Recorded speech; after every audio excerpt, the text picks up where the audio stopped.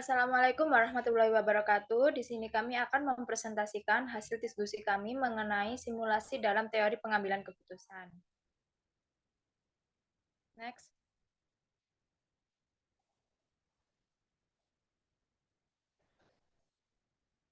Definisi simulasi. Kita mengambil menurut Hasan pada tahun 2002.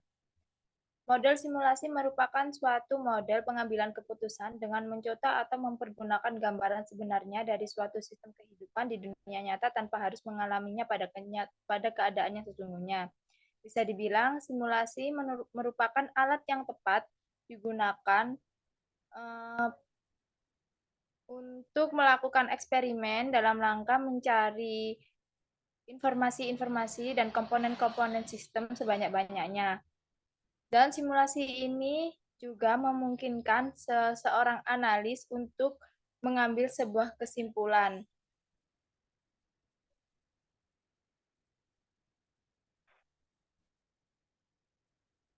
Next. Model-model simulasi dibagi menjadi 4. Yang pertama, model simulasi deterministik. Model simulasi deterministik merupakan simulasi yang tidak memiliki variabel tidak mempunyai variabel random dalam inputnya. Sedangkan simulasi stokastik merupakan simulasi yang memiliki satu atau beberapa variabel inputnya. Untuk simulasi kontinu merupakan simulasi yang status variabelnya berubah secara kontinu di waktu ke waktu. Model simulasi deskriptif merupakan simulasi yang status variabelnya berubah-ubah secara deskriptif pada suatu waktu tertentu.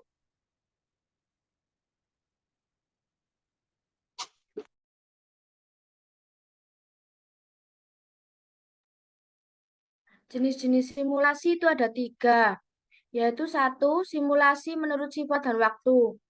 Itu dibagi menjadi 3. A. Simulasi statis. Simulasi statis itu merupakan simulasi model yang menggambarkan suatu sistem atau proses yang tidak dipengaruhi oleh waktu atau terjadi pada saat-saat tertentu saja. Contohnya simulasi Monte Carlo. B. Simulasi dinamis. Itu adalah simulasi model yang dipengaruhi oleh waktu. Simulasi ini kebalikan dari simulasi statis. Contohnya itu simulasi kedatangan mobil ke dalam jalan tol. Kedua, simulasi menurut ada tidaknya perubahan acak. Itu dibedakan menjadi 2. A. Simulasi deterministik, yaitu simulasi yang menggambarkan suatu proses yang pasti terjadi. B. Simulasi stokastik atau probabilistik, yaitu simulasi yang menggambarkan suatu proses yang mengandung unsur ketidakpastian. Yang ketiga, simulasi menurut perubahan acaknya. Itu dibedakan menjadi 4. A. Simulasi diskrit merupakan simulasi dari suatu proses yang komponen-komponen sistemnya bersifat diskrit. Contohnya seperti simulasi kedatangan pembeli pada supermarket. B. Simulasi kontinu merupakan simulasi dari suatu proses yang komponen-komponen sistemnya bersifat kontinu. C. Itu simulasi campuran, yaitu simulasi dari suatu proses yang komponen-komponen sistemnya ada yang bersifat diskrit dan ada yang bersifat kontinu. D. Simulasi Monte Carlo. Simulasi Monte Carlo itu simulasi yang menggunakan data empiris sebagai dasar. Selanjutnya akan dilanjutkan oleh teman saya.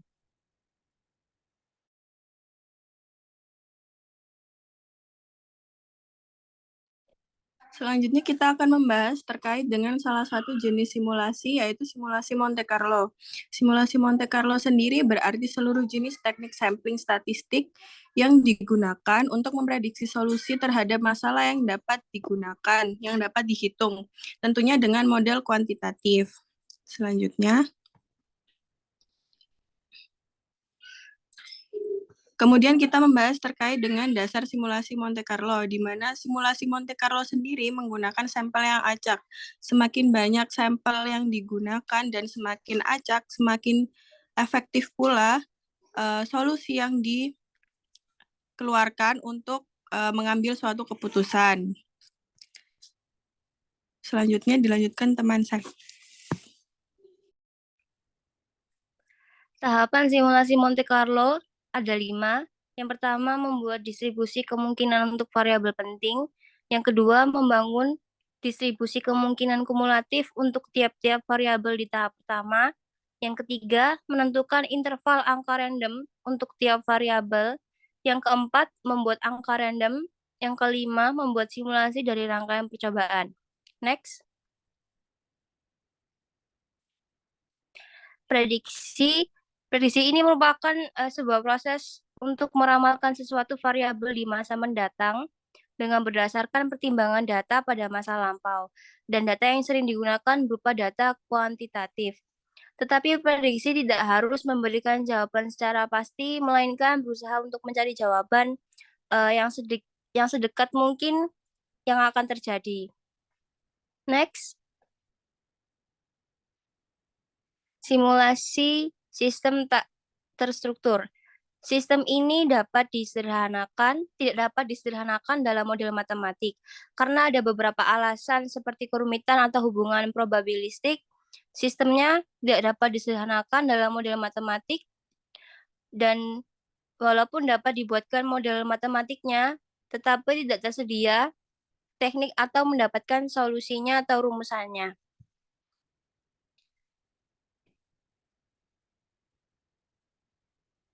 Selanjutnya, kami akan menjawab pertanyaan dari diskus kemarin. Yang pertama saya akan menjawab Bang Raini.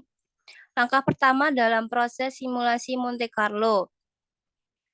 Langkah awal yang kita memulai proses perhitungan dapat menganalisis sebuah objek atau kasusnya, dimisalkan dengan menentukan probabilitas atau kemungkinan suatu objek yang akan dihitung. Selanjutnya akan dijawab oleh teman saya. Selanjutnya saya akan menjawab pertanyaan dari Aditya Kusumaningrum, yaitu dalam pengambilan keputusan seperti apa yang menggunakan metode simulasi Monte Carlo.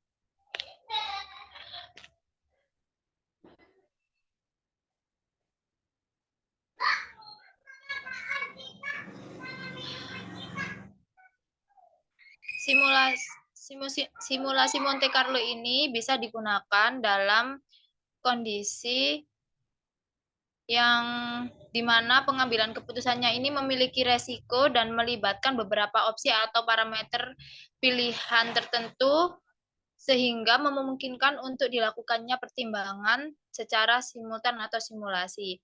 Jadi seperti contohnya kita ambil dari lingkungan kecil,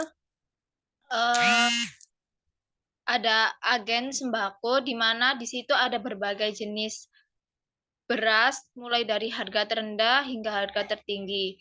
Di situ pemilik agen pasti akan selalu mengamati beras mana dan beras apa yang daya jualnya paling tinggi dan paling cepat.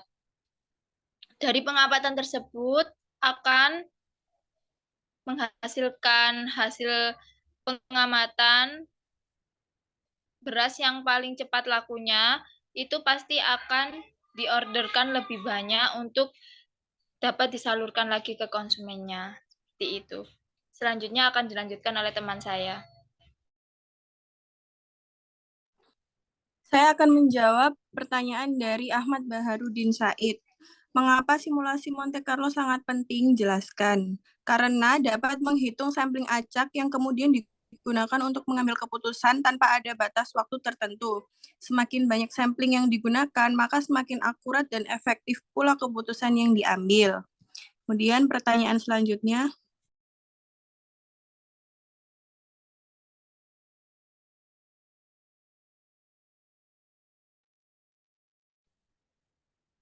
Pada simulasi Monte Carlo ini apakah bisa digunakan dalam pengambilan keputusan jangka panjang? Bisa, akan tetapi harus melihat probabilitas peluang atau kemungkinan sejauh mana organisasi akan berkembang. Maka simulasi Monte Carlo ini bisa digunakan untuk kepentingan tersebut.